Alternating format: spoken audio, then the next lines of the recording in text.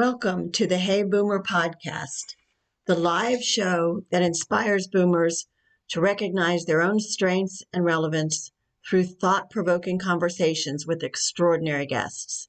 This week, we'll be talking about domestic violence, the impact, and advocating for women and children. My name is Wendy Green, and I am your host for Hey Boomer. Hello, Hey Boomer listeners. Thank you for joining us today. As you are aware, October is Domestic Violence Awareness Month.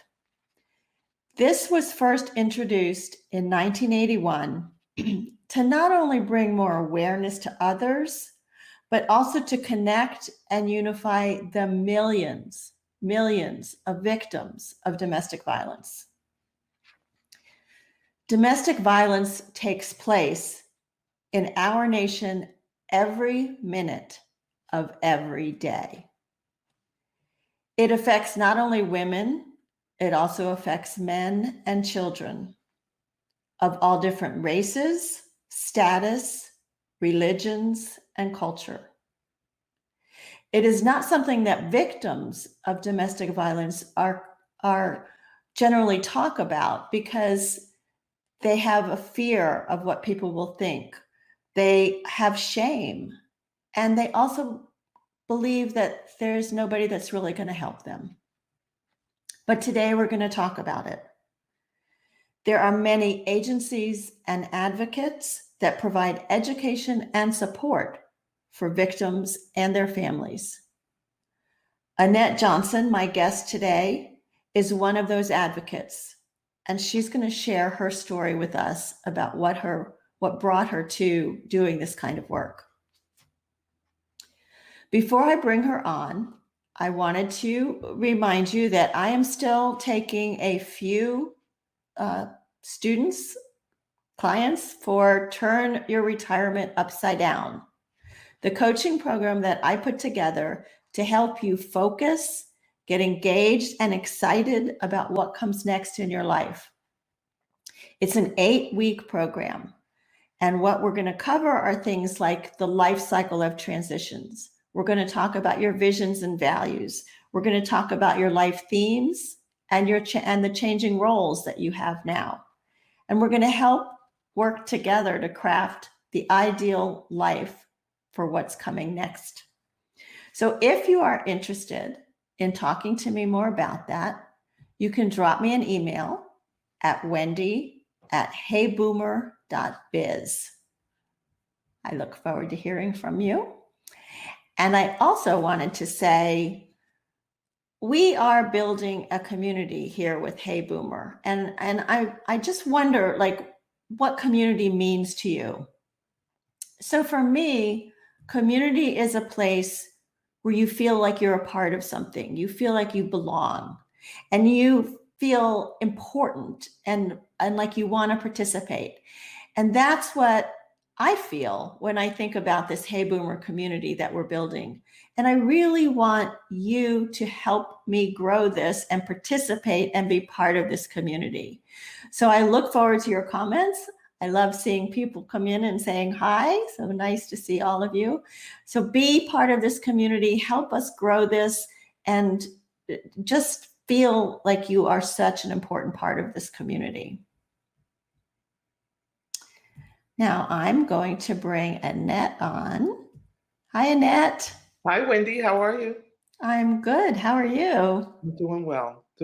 I have to tell you, I love the name of this show, Hey Boomer. I am a proud boomer. I need a Yay. t-shirt that says proud boomer. I know, right? I need to start getting t-shirts. So thank you for that. Some of you may remember Ken Dolan Del Vecchio. He spoke to us about parenting adult children, and he introduced me to Annette, for which I am forever grateful, because we just absolutely hit it off. And I want to share Annette with you all, but I also want to tell you a little bit about her. Annette is an accomplished global professional development strategist. She is a leadership coach for women, And she also is a diversity and inclusion champion with 30 years experience in a Fortune 100 firm. Annette's diverse background encompasses employment-related dispute resolution, business ethics, and compliance. She has designed and facilitated programs for over 300,000 individuals, wow, across the US, Canada, Mexico, Asia, and Europe for both major corporations and nonprofits. I think I have to correct that number. It's 30,000. 30,000. Yes. 300,000 is like, oh. 30,000, still 30,000 people. That's a lot of impact that you've had. Very cool. Annette is also the author of a book called Fly, F-L-Y, Forgive and Love Yourself, which is currently available on Amazon. And she also is the host of a new podcast, which I loved when I watched, and it's called Living in the Good Space, Conversations on Thriving Wherever You Are in Life. I love that too. Thank you. Annette also grew up in a home where her mother was the victim of domestic violence, and we're going to talk more about that in our discussion. Annette, is there anything that I left out that you want to add about your background or your family or anything like that? No, I think that's a mouthful, right? It is impressive, yes. Thank you. Well, all right. So, ready to dive in? I'm ready. Okay. So, to give us some perspective, can you give us a little background about what impacted you to kind of push you in this direction of starting to work in advocacy around domestic and intimate partner violence? It was a long journey, and I was thinking about how to answer this question concisely as possible. But it really started, it's kind of multiple legs to this. So I was preparing for my 50th birthday, preparing for my mother's 80th birthday, and also in the middle of being certified in coaching. And so there was a lot of significant transitions that were going on in my life. I was really looking to make peace with a lot of things. I wanted to enhance my relationship with my mom. And I really felt like, turning 50, it was such a milestone. Can't believe that was 10 years ago already. It was such a milestone that I really wanted to spend time doing some self-examination and reflecting and thinking about how I could be more intentional going forward. And so the life coach training preparation really, really helped.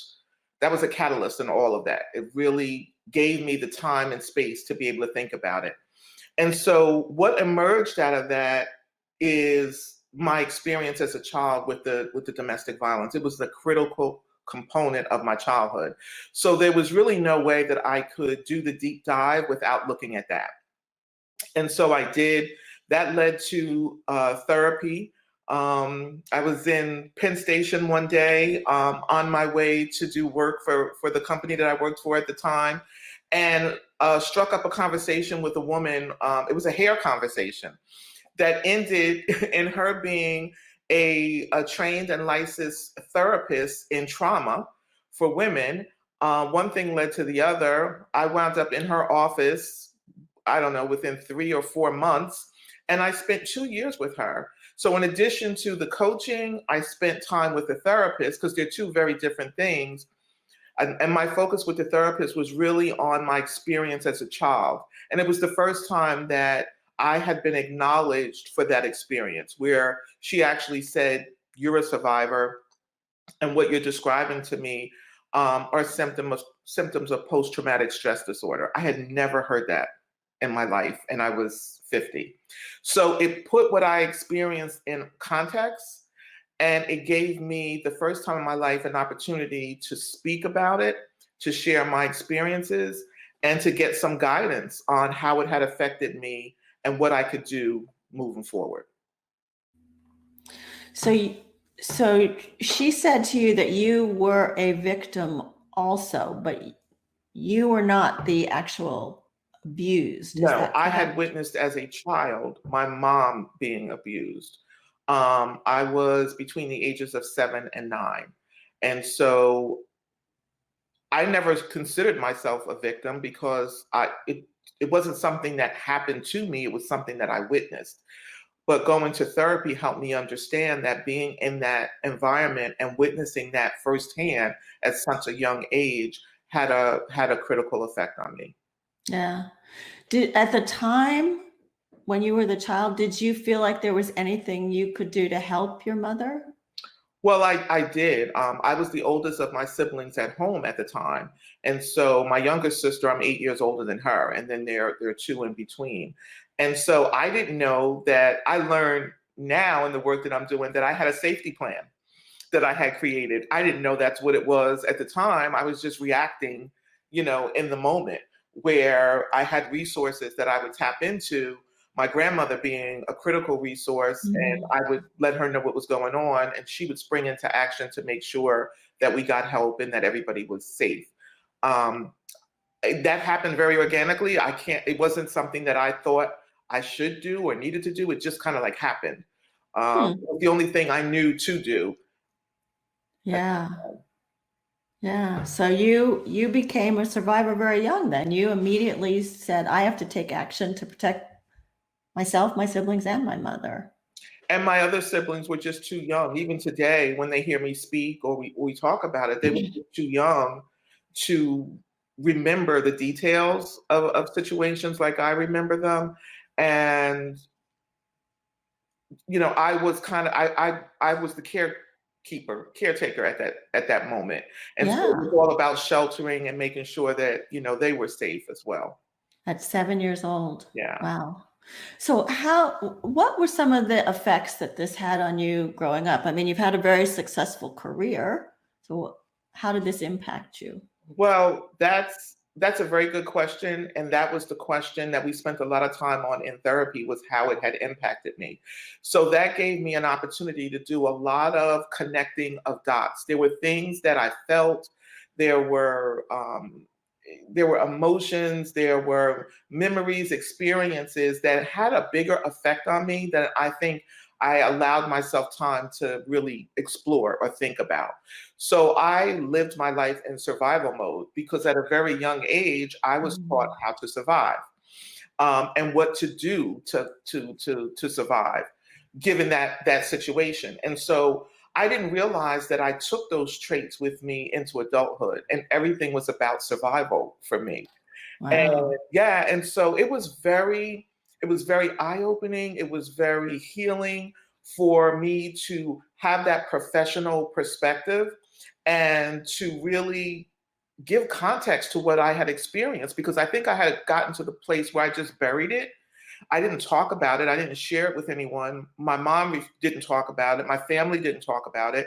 Things happened. We sprung into action. We got on the other side of it, and life just went on as if it never happened. And Mhm. so it was very helpful for me. It was validating, is the word. I felt validated for the Validating. first time in my life that this little girl had experienced what she experienced. Her feelings were real, the emotions were real, the terror that she felt was real. It was just validating. That's the best word I can describe. And in that validation, it just helped to set me free from a lot of things. So you shared with me, and I want to be cognizant of what you're comfortable with, but you did share with me how some of this played out in your personal relationships as well as your work relationships. Mhm. Are you comfortable with sharing some of that? Yeah, in my relationships, the connection that I made was to my visceral reaction to aggression. Hmm. I I did not like any form of aggression. So if I felt as though someone was being overly aggressive with me, it put me in a very, very negative space, even if the aggression wasn't intentional. It was my perception. Hmm. It felt aggressive to me. And I think that I don't think I know that had a lot to do with the aggression that I saw with my mom, and how that aggression would elevate to violence. And so being able to understand that and the connection to what my relationships and how I was reacting to certain things with those relationships, it made sense because there was a history, and I had experiences that I had not addressed. And so those things, even though they weren't addressed, came with me right into adulthood, and they manifested in different ways that I didn't connect the dots back to what I went through as a child until I got into therapy.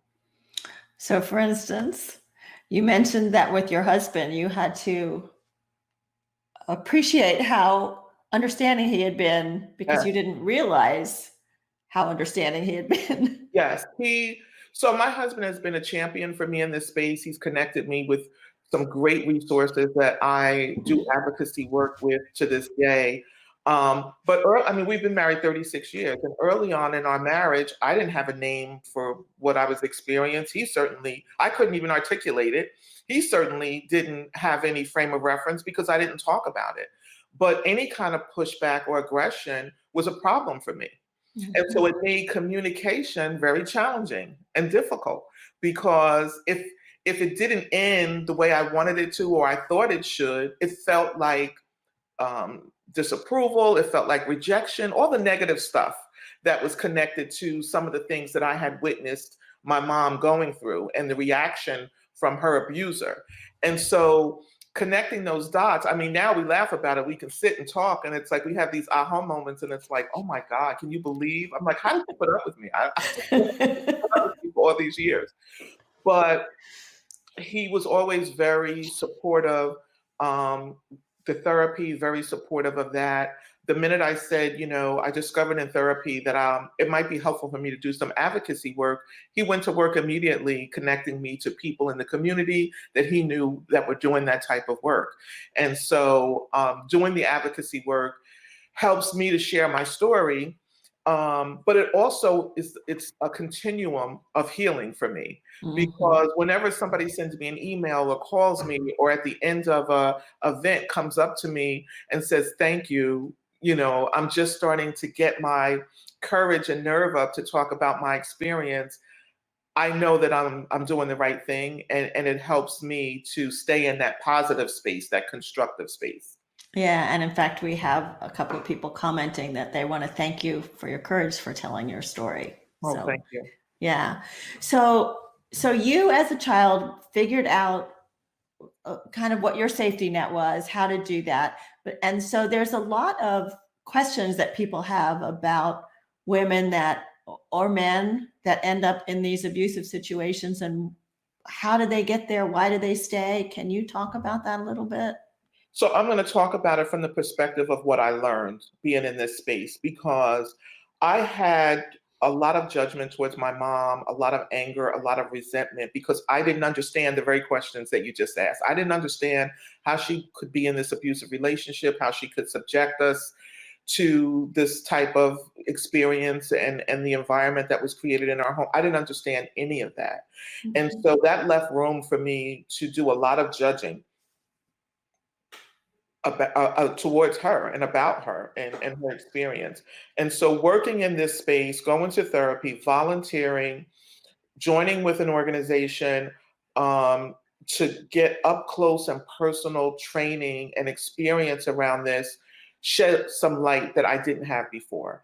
And so one of them is, we can't answer why. And a lot of times, maybe the woman in the situation can't even answer why. And there are a lot of stereotypes and myths out there about women being in abusive relationships. Things like, well, she must like it, or somehow or another, she did something to attract this, or she's weak, or she has low self-esteem.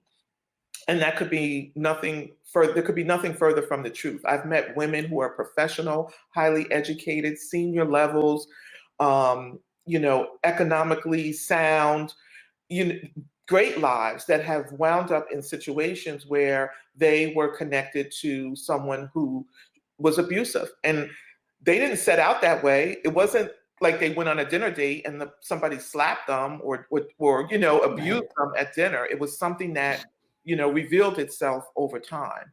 And Right. so I think the worst thing that we can do is to try to answer that question for women in that situation, or to judge them in any way as to why they're there. Because no one sets out, that's not a goal, as far as I know. I have not met one woman who had a goal of being connected to an abusive partner. Right. Yeah. And what I've read about it is, they start out as very charming Yeah, typically. And absolutely. And if you look at abuse, even more broadly, that's what happens. People wind up being in situations where if they had known, then they wouldn't have made that choice. right. But they didn't know, and they found out over time. And then being in the situation, there's so many factors.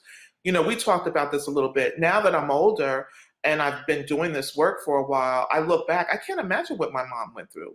If it Mhm. was that hurtful and painful for me, and if I've had such a difficult time digesting what I experienced as a child, I can't imagine what she went through emotionally and mentally.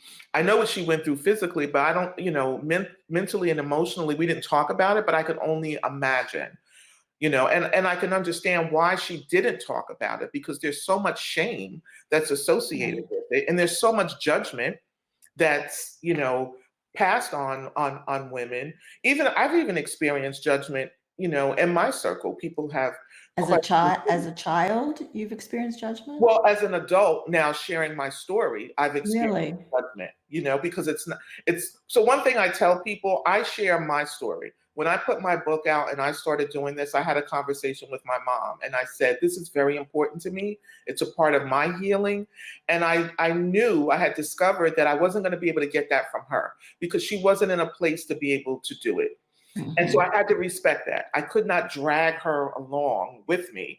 For whatever reason, she did not feel comfortable, but we had a conversation about my need to be able to make peace with this as I continue to grow, and my need and desire to want to be able to do work in this space. And so she was okay with that.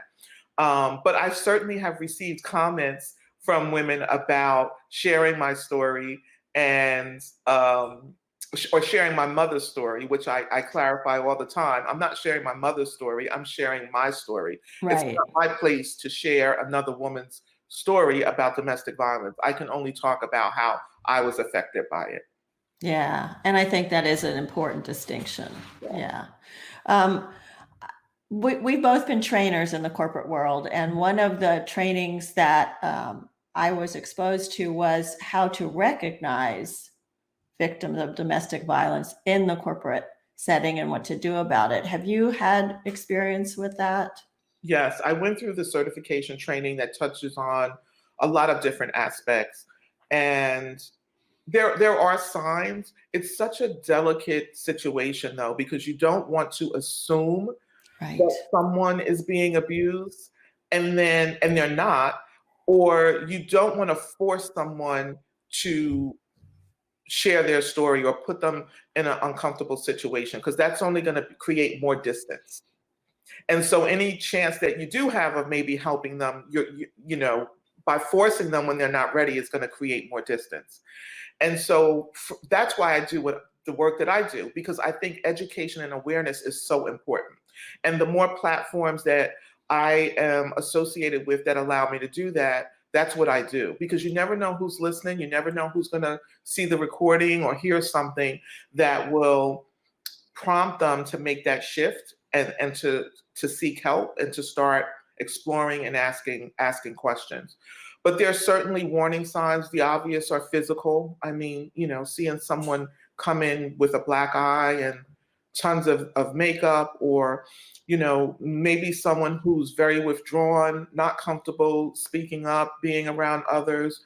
I've certainly had my share of experience, real life experiences at work that obviously I can't talk about, where there were women who were being abused, and that abuse was starting to show up in work. And so there are definitely strategies and resources that companies have in place to help women. So if there's somebody who's listening and is experiencing that, you can certainly reach out to your employee health organization at work And if they don't have someone on staff, they're certainly connected to a resource that they've engaged that can be available to help you start to think about, how do I process and deal with what I'm going through? And what are some of the options for me to exit safely? And Annette, what if somebody who's listening feels like this could be affecting their sister or their mother? Are there ways that they can offer help without alienating them, as you said? Yeah, so for me, I think being educated is the best thing that you can do, because I think the natural part of us, let me talk about me. I'm reactive. So I know if someone close to me in my circle, a friend or a family member comes to me and says, this is happening, I'm going to immediately want to defend them. I'm going to be outraged. And I'm going to Right. immediately want to insert myself into that process. And that's the love and the care that we have. But what we have to do is step back and make sure that we are educated on the best way to be able to help them. So you can use the same resources that are available to women who are in abusive relationships to get that education. And I encourage people to call the hotlines, to go to the websites, to talk to professionals who are experienced at dealing with situations like this, and say, I know of someone in my circle and I think they're being abused. This is why I think that. These are some of the signs. What do I do? What is the best way for me to help that person? Because now you're getting advice from the experts. They are trained and skilled at doing this. Because once a woman decides, and this is what I learned over the years, once a woman decides to leave, that's the most critical and dangerous time. Mm-hmm. And so you want to make sure that you are giving the best advice and guidance in terms of preparing for that exit and getting the help and resources that they need. So as much as we may want to do it because we love and we care for the person, we really need to rely on the experts to help guide us in that situation, because we want to make sure that the woman can exit as safely as possible. Yeah, and I think that's really important what you just said, that's the most dangerous time. So get the help. Don't just run in there and grab them out of the situation. And that's a myth. That's a stereotype. Just leave. Well, why don't you just leave? Well, Right. if a person could just leave, they would. It's not that simple. And we want people to leave, but we want them to leave in the safest way possible. So we want them to have a safe exit strategy, and they can do that with the proper guidance and resources. I just put up the hotline number, website and phone number there, and I'll leave it up for a little while. But you have a conference coming up. Yes. And it's called Denormalizing and Deconstructing Abusive Relationships. Will you tell us a little bit about the organization that's doing that and about the conference? Yeah, so Ocean's Garden, I met the founder, Makai, last year. She invited me to speak at her annual event, and she brings women together around this very topic. How do we empower and support each other in the various phases or transitions that we're going through as it relates to abuse. And wonderful conference that she puts on every year. And so she invited me to join her board of advisors. And so I am working with her now on taking her organization to the next level. It's a nonprofit organization. And so one of her first events with her new board is this denormalizing and deconstructing abusive relationships. It's going to be held October 24th. It's virtual. You can go to Ocean's Garden, and I'm going to spell it. Can you spell that? OSHUN''S Garden.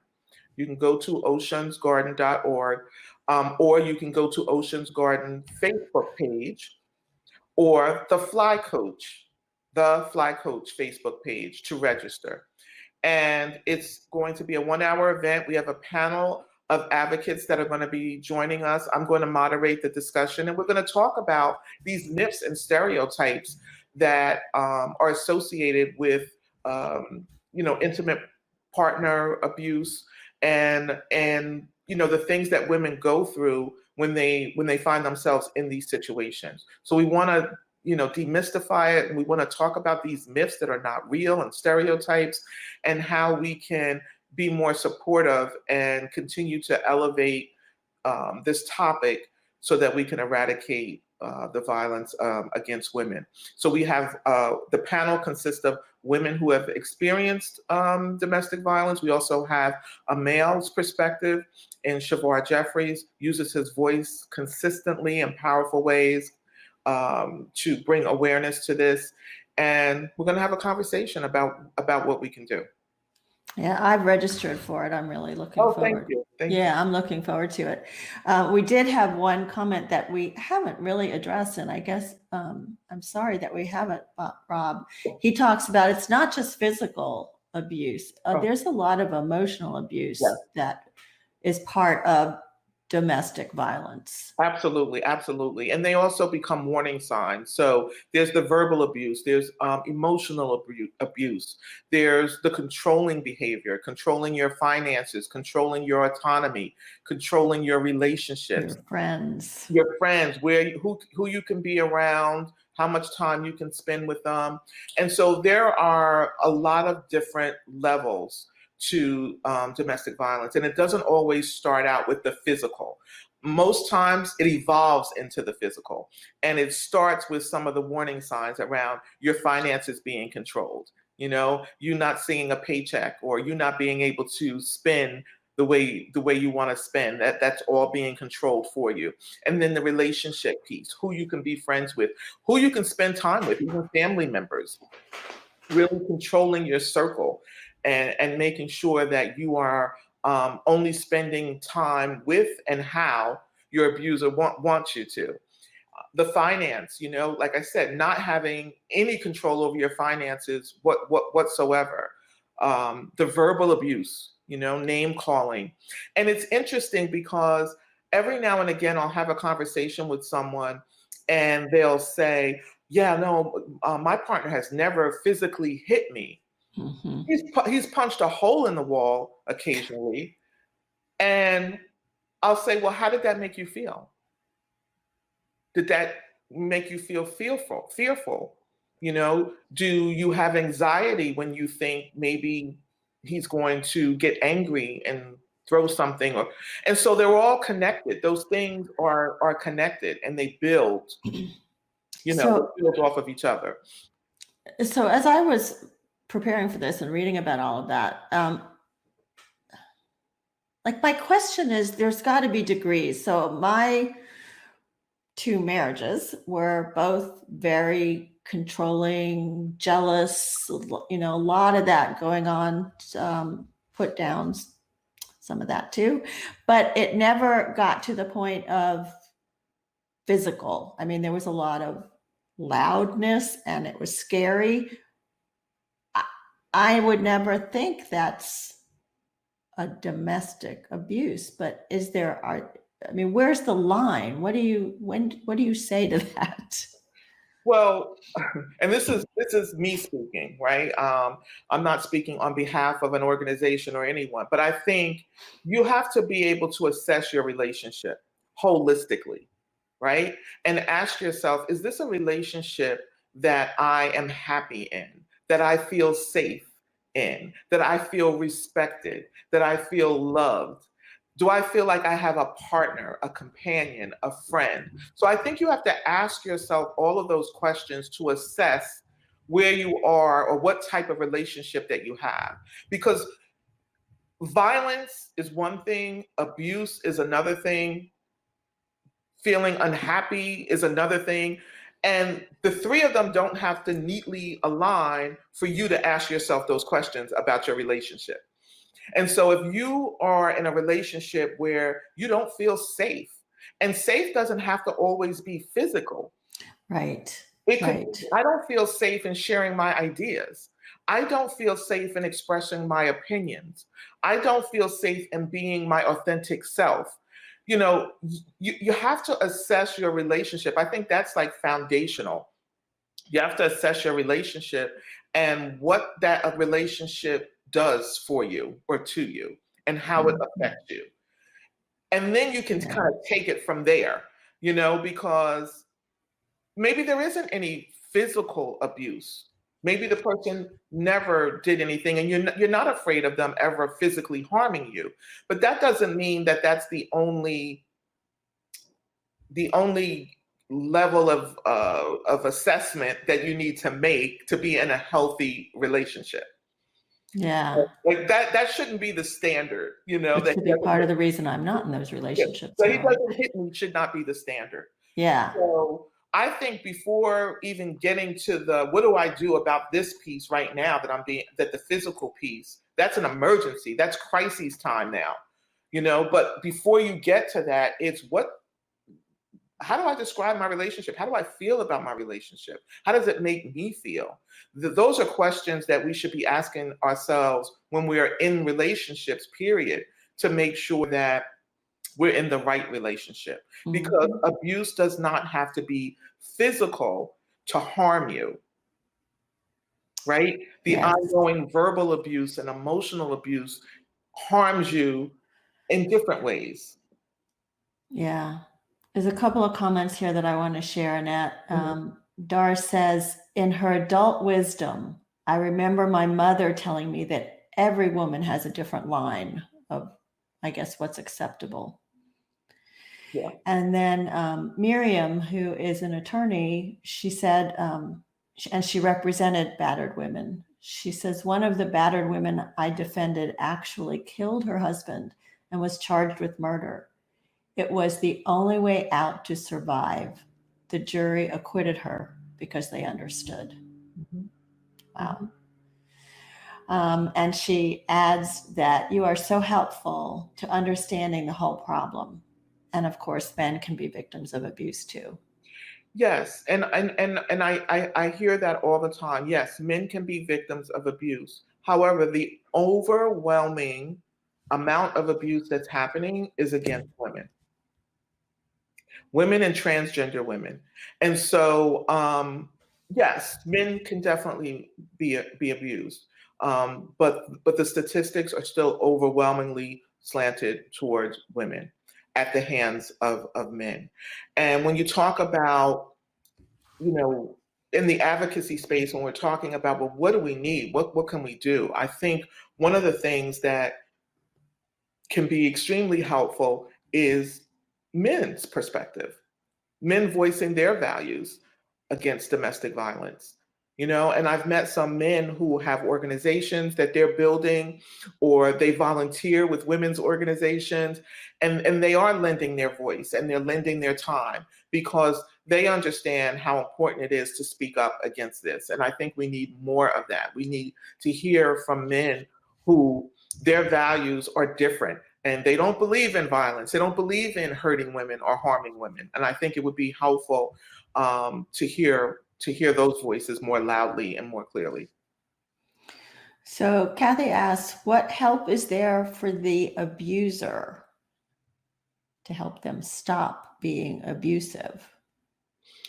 Well, I think if an abuser feels that they have a problem, whether it's a mental problem, emotional problem, etc., the first thing that comes to mind for me is therapy.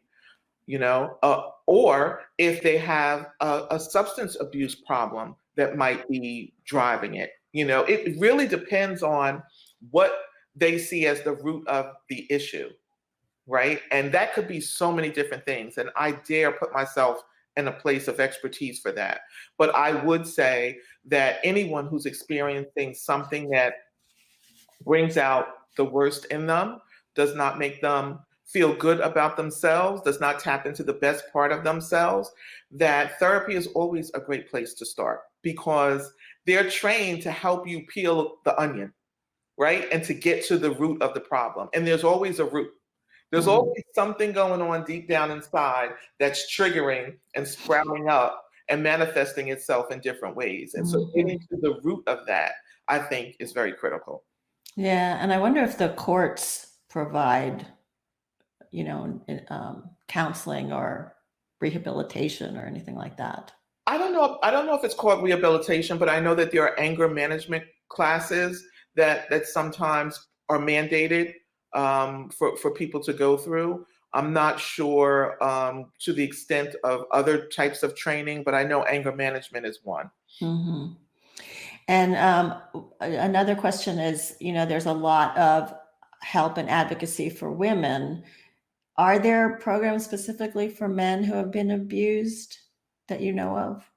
There are. I have heard of organizations that support men. I do not have the resource information for that, but I'm sure if you Google it, it will come up. And I think that there are more and more men's organizations that are being developed, nonprofit organizations, especially to get to young men, to help them deal with their emotions and to be more proactive and constructive with maybe some of the things that they're feeling and experiencing, and to help change this narrative for Right. young men who are coming up and who are coming out of these homes. The whole reason why I got involved with this is because I wanted to be able to speak about how it affected me as a child, because I felt like that was missing in the conversation, because children are deeply affected by this. They're losing both of their parents. They're watching. Sometimes children are on the scene when a mother has been murdered. So the effects of this on children emotionally and mentally it can be dire if they don't get the help they need immediately. For me, think of age 7, 9, I didn't have my first conversation with a trained, licensed professional until I was in my early 50s. Isn't that amazing? That's a long time. Mm-hmm. No conversation. I was completely silenced. I didn't even feel I had a right to be able to speak up about it. Mm-hmm. So I think the early intervention is so critical for children when they're experiencing that, and they're able to start, how they say, unpacking it, have somebody help them unpack what they're seeing and what they're feeling and experiencing at an early age. So that, so that they're not carrying that with them through adulthood. Well, I'm so grateful that you got that help. So it inspires you for your book, Yes. Fly, and it inspired you for your podcast, Living in the Good Space. Can you give us a little insight into both of those? Sure. So the book, I had this idea about the book years ago when I got into coaching. One of the things when you go for certification is you're coached. That's the training. So you are coached one-on-one, you're coached in groups. And so it helped me to continue this journey of seeking inner peace. I wanted to make peace with these things, and I saw that there was opportunity for me to show up differently. In my senior years, I have a vision for, my life and how I want to live. And so this has all been the work in progress to do that. And writing the book was very therapeutic for me. It helped me to sit down and really put a mirror up to myself. And the writing, it helped me. It helped me identify what I was feeling. And it also helped me to write my vision for myself going forward, who I wanted to be. And I spent a lot of time naming the things that I was experiencing. So I held myself accountable in the book. And I identified the aha moments that I had about myself. And so by the time I was done writing it, I felt like I had literally shifted from a place of quicksand where I felt like I had tried to get out and then I was getting sucked back in. And so the book helped me to climb out and to align myself with a team of resources to help me continue the work. And then Living in the Good Space, the podcast, is kind of a continuation of that. And that was prompted by the beginning stages of the pandemic. And I thought, how do you stay positive when you feel like everything around you is chaotic and is going crazy and there's so many uncertainties? How do you keep yourself motivated? How do you keep working towards your vision and your dreams when you feel like you don't even know what tomorrow is going to bring? And so again, it's all about shifting from that negative pool of energy into positive and seeing the world through a different lens and your experiences through a different lens in a way that keeps you productive and keeps you engaged and keeps you positive and working towards the things that you want. Yeah, I think we got inspired at the same time during the pandemic to do our shows. Yeah. And on your show, you talked about a range of topics that you were going to cover that, Yes. Impact our lives, anything from parenting to retiring to thriving to eating. I mean, Yes. Yeah. So I look for guests who are doing what the show talks about, thriving no matter where they are in life. So they are using their skills, their resources, they're leveraging their strengths to to be positive and to thrive. When I look back over my life, I was in survival mode for decades. Decades. That's all I could think about was surviving. I need this and I need to do this to get that. I never took the time out to think, I don't have to be in survival mode anymore or all the time. There are times where you do have to do that, but there are times where I can think differently and I can think about the thrive, how do I thrive? mhm. Because that requires a different skill set, right? You're tapping into different levels of energy and skills when you're thriving versus surviving. And so the guests will share from their different perspectives what's working for them, in hopes that our listeners will hear or discover something that will help them go to that next level of thrive. Yeah. Well, I've got the YouTube. I've had that up there. So y'all look at that. It really is a good show. And Yeah. oceansgarden.org or theflycoach.com, denormalizing and deconstructing abusive relationships. It's this Saturday at 1. Yes. Sounds like a great panel. So I'm really looking forward to that. I always ask my guests, Annette, if there are one or two takeaways that you would like to leave them with. Okay. I think one of the main takeaways is if there is someone who is listening right now or watches this recording and you are in an abusive relationship and you're not sure what to do, you can't even begin to see yourself on the other side of it, I would encourage you to reach out, find a safe place. Maybe you might have to use someone else's phone. Maybe it's when you're at work, you call, but find a way to reach out to one of the resources and have a conversation with them about your situation so that you can get some objective guidance and you can hear from experienced and trained people. Like, this is what they do, this is what they're dedicated to, this is what they do. They help women survive, they help women shift out of situations in the safest way possible. So I would encourage you, make that your first step. You can do that in a private way without anybody knowing, and you can have that conversation without even sharing your identity to just get some guidance. And the other thing I would leave is know that love does not hurt. You were not created to live in fear. You were not created to be abused. You were not created to be in a home environment where you're afraid to go to sleep, where you're afraid to be who you are.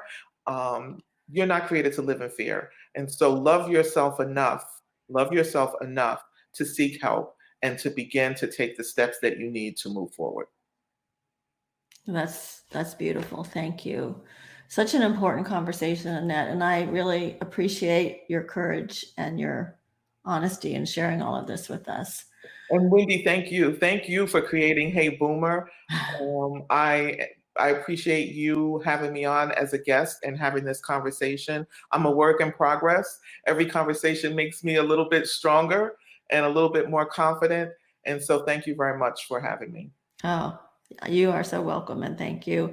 I'm going to leave the hotline website and number up there while I tell you about our guest for next week.